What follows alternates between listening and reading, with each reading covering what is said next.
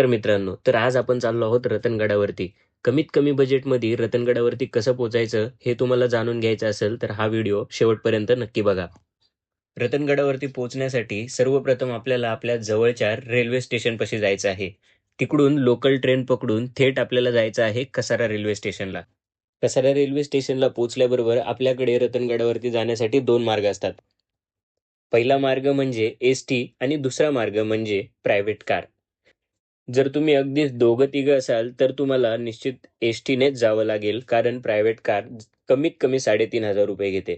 आणि जर तुमचा 6-7 जणांचा ग्रुप असेल, तर तुम्ही प्रायव्हेट कार करूनच जावा.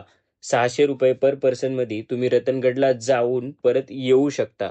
आम्ही देखील वन नाईट कॅम्पिंगसाठी गेलो होतो. ₹3,500 आम्हाला जाऊन परत येणं शक्य झालं.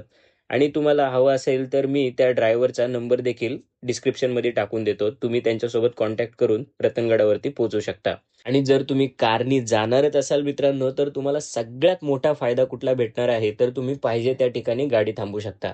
अशा प्रकारे आम्ही देखील भंडारदरा धरणावरती थांबलो. आणि खरं सांगतो मित्रांनो, खूप छान एक्सपिरियन्स होता भंडारदरा धरणावरती थांबण्याचा. इतकं छान आणि वेल मेंटेन्ड वातावरण आपल्याला इकडे पाहायला भेटतं. अगदीच ऊन जरी असलं, तरी हवेतला गारवा आपल्याला सहजपणे इकडे जाणवतो. भंडारदरा धरणावरनं आम्ही आता निघत आहोत आणि यानंतर आपण जाणार आहोत थेट रतनवाडीमध्ये. आता महत्त्वाची गोष्ट अशी मित्रांनो, जर तुम्ही दोघं-तिघं असाल, तर नक्की एस-टीने या. परंतु एस-टीने येण्याचा डिसएडव्हांटेज हा आहे, की तुम्ही तुमच्या वेळेनुसार निघू शकत नाही. आपण जाऊ शकतो, पण येताना आपल्याला एस-टीची वाट मात्र पाहावी लागेल. आणि मित्रांनो, जर तुम्हाला ही आपली शॉर्ट्स थोडी जरी हेल्पफुल वाटली असेल, तर तुम्ही आपल्या व्हिडिओला लाईक करा आणि चॅनलला सबस्क्राईब करा. याच व्हिडिओचा फुल पार्ट आपल्या चॅनलवरती अपलोडेड आहे. खालची लिंक ओपन करून तुम्ही तो पूर्ण व्हिडिओ देखील पाहू शकता. जय शिवराय.